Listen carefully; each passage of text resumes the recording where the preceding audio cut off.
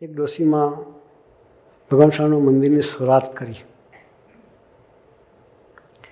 ગઢડામાં. આપણે ખબર છે ગુજરાતમાં પાયા ખોદવાના, પછી એમાં રોડો કોન્ક્રીટ કરવાનું, ગળિયાને ઈંટવાળા હોય બધા ભેગા કરીને પાયામાં નાખે ને કૂટે અને બધું કરે. એટલે પાયાનું કામ ચાલતું હતું. એક માજી ત્યાંથી પસાર થતા હશે નજીકમાંથી, અને એક કૂતરું ભસતું ભસતું માજીની પાછળ પડ્યું. આપણી પાસે કૂતરું પડે તો શું કરીએ? સહેલો ઉપાય, માકા વળીને પથ્થરો ઉઠાવીએ. શું કરીએ?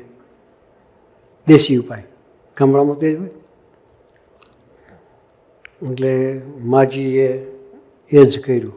માકા વળ્યા, પથ્થરો ઉઠાવ્યો, અને આપણે ત્યાં પથ્થર મળી રહ્યા, ના મળે. ગુજરાતમાં માકા વળો એટલે પથ્થરો હાથમાં આવે છે. એટલે માજીએ પથ્થરો ઉઠાવ્યો અને કૂતરા બાજુ ફેંક્યો. કૂતરાને તો ના વાગ્યો, કૂતરું તો ભાગી ગયું. પથ્થરો ફેંક્યો એટલે એ પથ્થરો ગબડતો ગબડતો ગબડતો પાયામાં પડ્યો. આ માજીએ સત્કર્મ કર્યું કહેવાય. પાયામાં કૂતરાને મારવા નાખેલો પથ્થરો એ મંદિરના પાયામાં ગયો. તે પુણ્ય કર્યું, કોઈ સત્કર્મ કર્યું? આપણી દૃષ્ટિએ ના. બરાબર? પોતાની પ્રોટેક્શન માટે પથ્થરો ફેંક્યો છે. પણ જ્યારે માજીની અંત અવસ્થા આવી ત્યારે ભગવાન સ્વામિનારાયણ દર્શન લીધા. અને માજીને કહ્યું કે માજી તમને તેડવા આવ્યા છે. કે માજી કોઈથી ભગવાન સ્વામિનારાયણ દર્શન નહોતા કર્યા, ફિઝિકલી જોયા જ નહોતા. તમે કોણ? કે આપણે ઘરે કોઈ નવો માણસ આવે ઊભો રહે તો આપણે પૂછીએ, સહજ છે, નેચરલી પૂછીએ તમે કોણ? અને માજી પૂછ્યું તમે કોણ? તો અમે ભગવાન સ્વામિનારાયણ. હું ઓળખતી નથી. કે સહજ, કોઈ નવો માણસ આપણે ઘરે ઊભો રહે તો આપણે હું તમને ઓળખતો નથી, તમે ઓળખાણ આપો. હું ઓળખતો, મેં તમને જોયા નથી, પેલે વખત જોઉં છું. કે તો અમે ભગવાન સ્વામિનારાયણ ગઢડામાં કે મંદિર બનાવ્યું છે, અમે બનાવ્યું છે. તો હું તમને માનતી નથી. કે આપણા બધાને એવું છે. હું સ્વામિનારાયણ તો જય શ્રી કૃષ્ણ ના બોલું. જય શ્રી કૃષ્ણ ના બોલું. એ ગ્રંથિઓ છે. શું છે? વારાબંધી છે. શું છે? વૈષ્ણવ હોય તો જય સ્વામિનારાયણ ના બોલે. ભાઈ શું લૂંટી લીધા સ્વામી બોલવામાં? ભાઈ જડતા છે. શું છે? જડતા. અને માજીએ કહ્યું કે હું તમને માનતી નથી. કે મેં તમારું નામ લીધું નથી, તો વૈષ્ણવ છું. કે તમે કેમ તેડવા આવ્યા? કે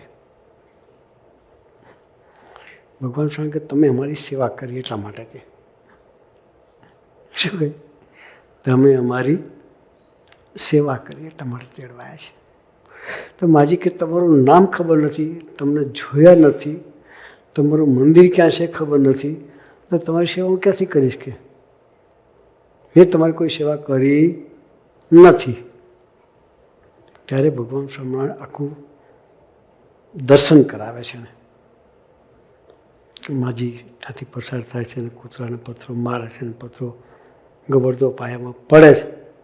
બધું દર્શન કરે કે આ જે પથ્થરો તમે પાયામાં નાખ્યો એ અમારું મંદિર છે. મંદિરમાં તમે પથ્થર નાખ્યો એટલે તમારી સેવા, એ સેવાના ફળ સ્વરૂપે અમે તમને તેડવા આવ્યા છીએ. માજીના આંખમાં આંસુ આવી ગયા. મેં કશું નથી કર્યું, નામ બી નથી લીધું, સેવા બી નથી કરી. કૂતરાને મારવા પથ્થરો ફેંક્યો અને એ પથ્થરો પાયામાં પડીને ભગવાને મારી સેવા માની લીધી. હું કેટલી નસીબદાર છું.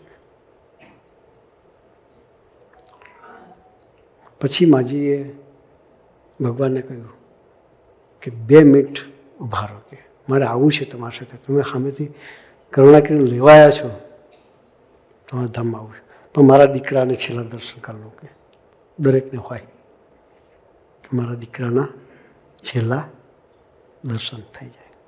પછી દીકરાઓને બોલાવે છે, કહે છે કે મને હું ભગવાનના ધામમાં જાઉં છું. તો દીકરા વિચાર કરે કે માએ કોઈ એવો સત્કર્મ કર્યું નથી, ભગવાન ધામમાં જાય ક્યાંથી? કે જાણતા હોય, ઘરમાં રહેતા હોય, એનો એટીટ્યુડ બધો ખબર હોય. હાથમાં કોઈ માએ માળા પકડી નથી. અને છોકરો સરપ્રાઈઝ કે બાએ કોઈ દમ માળા જ નહીં ચાલી, ભગવાનના ધામમાં ક્યાંથી જવાની? કે એટલે એને નવાઈ લાગી. બા કે તમે તો કે ભલે મેં કોઈ માળા નથી પકડી, ભગવાન નામ બોલી નથી, કે છતાંય મને ભગવાન તેડવાયા છે. પછી બધી વાત કરી બાએ જે હતી પોતાની આત્મકથા. પછી કે મેં કશું નથી કર્યું, પણ ભગવાન કરુણા કરી મને તેડવાયા છે, હું જઉં છું. આ તો તમને એટલે બોલાવ્યા કે મારી છેલ્લી અંતિમ ક્રિયા ત્રયોદશીની એ બીજી કોઈ જગ્યા ના કરતાં મંદિરમાં ઠાકોરજીના થાળ કરાવીને કરજો. મેં કશું નથી કર્યું તો ભગવાન મને તેડવા આવ્યા છે, તમે સત્સંગ કરશો તો કેટલા સુખી કરશો. કે